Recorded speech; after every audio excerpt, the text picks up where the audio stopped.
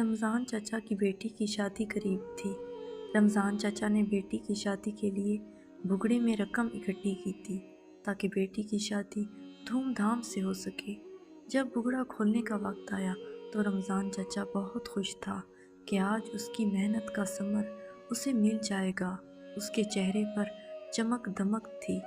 دل میں کئی ارمان تھے کہ بیٹی کے جہیز میں کسی چیز کی کمی نہیں ہونے دوں گا۔ کیا ہوا کہ وہ غریب کی بیٹی ہے، لیکن اس کے جہیز کی ہر چیز قیمتی ہوگی۔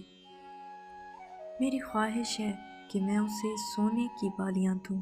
میری لخت جگر جب اپنے شوہر کے گھر جائے گی تو سسرال میں اس کی عزت ہوگی، سب اس کے ناز اٹھائیں گے۔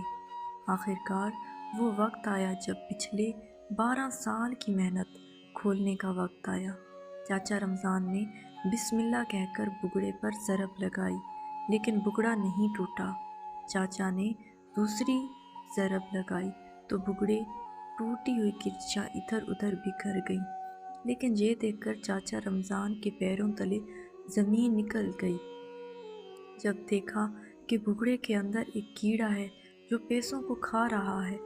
5000 کے ڈھیر سارے نوٹ کھائے جا چکے تھے اور چند ایک نوٹ سلامت رہ گئے تھے۔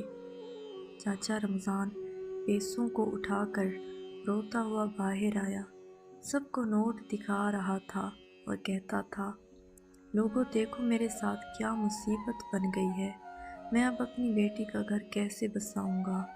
ایک آدمی کی نظر چاچا رمضان پر پڑی اور اس نے ساری رودات سنی تو وہ اسے بینک لے گیا اور ایک بینک آفیسر کو پھٹے پرانے نوٹ دکھائے تو بھلا ہو بینک آفیسر کا، اس نے خراب نوٹوں کے بدلے نئے نوٹ دیے۔